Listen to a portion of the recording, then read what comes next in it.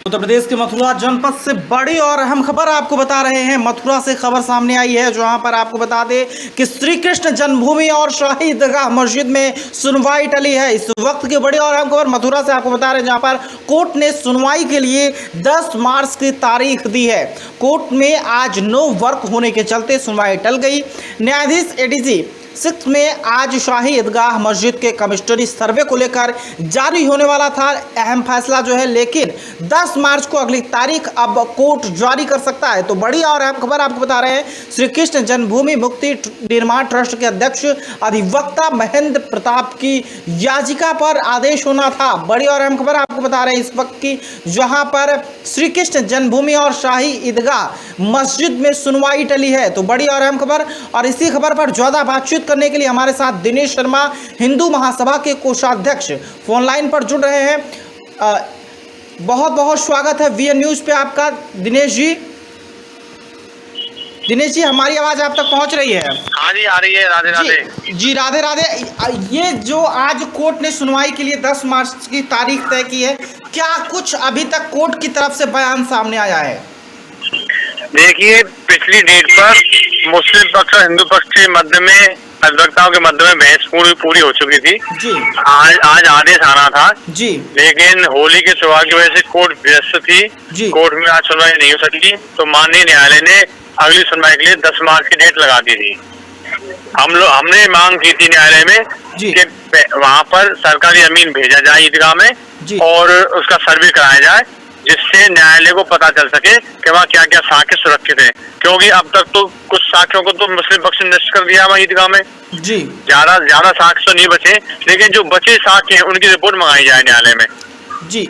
तो अब तो माननीय 10 मार्च की तारीख तय की गई है। 10 मार्च को क्या कुछ जो है कोर्ट बयान जारी कर सकता है, कोर्ट क्या आदेश कर सकता है, कुछ अंदाजा? हमको पूरा उम्मीद है माननीय न्यायालय हिंदू पक्ष के उसमें फैसला करेगी, क्योंकि वहाँ साक्ष्यों का मंगाना न्याय हित में जरूरी है। यदि साक्षी नष्ट हो जाएंगे तो हिंदुओं के लिए बचेगा क्या, हमारा केस कमजोर हो जाएगा।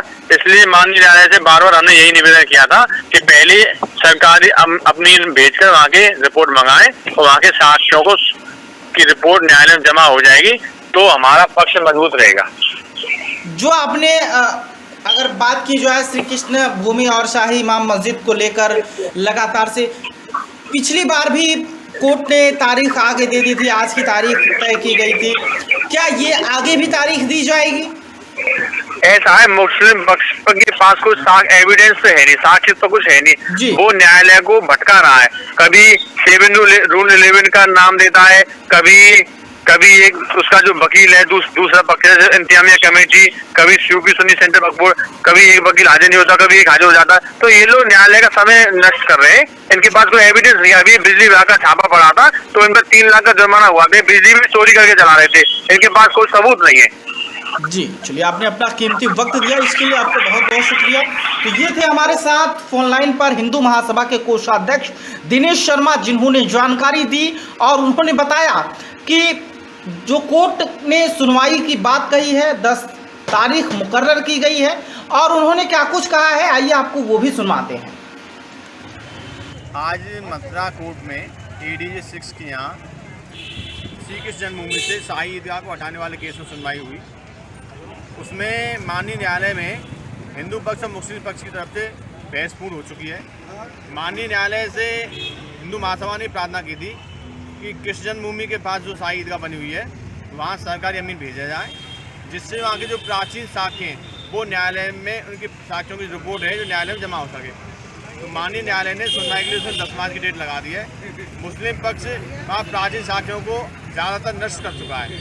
अब जो साक्ष्य शेष बचे कम से कम उनकी रिपोर्ट तो न्यायालय में जमा हो जाए, इसलिए माननीय न्यायालय ने अब अगली सुनवाई के लिए 10 मार्च की डेट लगा दी है।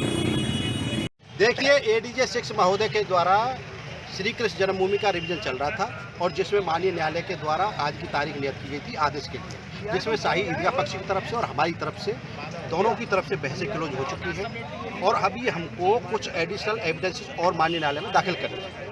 इसी को लेकर के आज न्यायालय के द्वारा अग्रिम तारीख 10 मार्च निर्धारित की गई है। 10 मार्च में इसकी विधिवत सुनवाई होकर के इसमें आदेश पारित होगा न्यायालय के द्वारा, और हम चाहते हैं कि शाही ईदगाह परिसर का वीडियोग्राफी हो, फोटोग्राफी हो और जितने भी एविडेंसेस हैं जो शाही ईदगाह परिसर की दीवारों पर बने हैं, हम उसे शाही ईदगाह परिसर नहीं मानते। हम भगवान श्री कृष्ण का गर्भगृह मानते हैं, हम उसे मंदिर मानते हैं, क्योंकि उस पर हिंदू प्रतीक बने हैं। तो इसलिए हम चाहते हैं कि वहाँ का कोर्ट कमिश्नर हो, वीडियोग्राफी हो, फोटोग्राफी हो, और जितने भी तथ्य हैं वहाँ की डायमेंशन होनी चाहिए प्रॉपर्टी की, और ये सभी रिकॉर्ड्स माननीय न्यायालय में आने चाहिए और जनमानस के सामने आने चाहिए। इसी को लेकर के हमने रिवीजन दाखिल किया था। रिवीजन माननीय न्यायालय के द्वारा स्वीकार कर लिया गया था। अब इसमें 10 मार्च को विधिवत सुनवाई होगी और आगे जो होगा आपको बताएंगे। की होली है और बरसाना की होली के कारण यहाँ पर लोकल छुट्टी रहती है, हर साल छुट्टी रहती है, तो इस छुट्टी की वजह से आज सुनवाई नहीं हो पाई है। इसलिए माननीय न्यायालय के द्वारा अग्रिम तारीख इसमें निर्धारित कर दी गई है और अग्रिम तारीख पर हम ऑनेबल हाई कोर्ट की रूलिंग, सुप्रीम कोर्ट की रूलिंग दाखिल करेंगे और जितनी एविडेंसेज हैं, रेस्ट एविडेंसेज हैं, उनको भी हम करेंगे। और हम न्यायालय से यही आशा करेंगे